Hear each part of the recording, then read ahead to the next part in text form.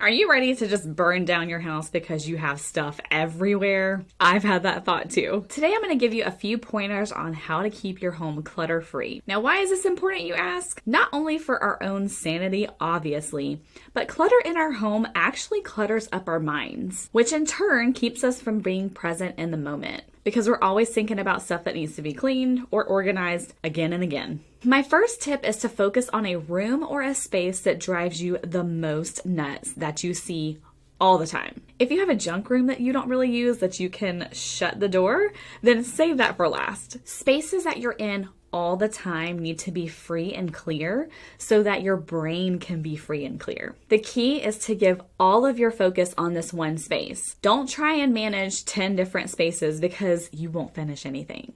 Get your family to help and communicate why you are decluttering that space and what you expect for the space once it's fully decluttered. Things need to go in their home, not just in a space where it's convenient for you to lay it down. If you have a really busy schedule, I would suggest focusing on that one space for about 30 minutes at the end of the day where everybody is home and can help with that space. The next thing is to make spaces work for you. If you see that everyone leaves their shoes by the front door, but you really want them in the garage, it might be working against you to be a stickler for having everyone put their shoes in the garage. Think about it. Is there something that you could do with that space by the front door?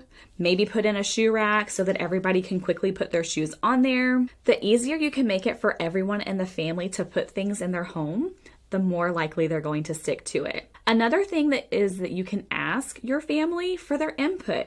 Why do they all leave their shoes by the front door if you're really wanting them to be in the garage? Maybe it's just something as simple as, why don't you guys come in through the garage because that's really where the shoes need to be, and y'all could have a conversation about what needs to happen and why. From there, you can designate someone from the family to be in charge of the newly cleaned and clutter-free space. For instance, one of your kids could be in charge of the entryway, and maybe your spouse could be in charge of the living room. Mom doesn't have to be the one always barking orders about people cleaning up and putting things in their home. Giving others in the family ownership of a space helps to divvy up the work and the nagging for you. Once that space is how you want it, initiate a 15-minute cleanup at the end of the day. It's short enough that it doesn't feel overwhelming, especially if everybody in the family helps, but long enough to get a lot done. If you need some more step-by-step guidance on becoming clutter-free, be sure to check out my friend Emily Rooney's Happy Organized Life Society. She has some amazing resources to get you started on your clutter-free journey. Be sure to like and subscribe to my channel for more on building a legacy of presence with your family. See you next time.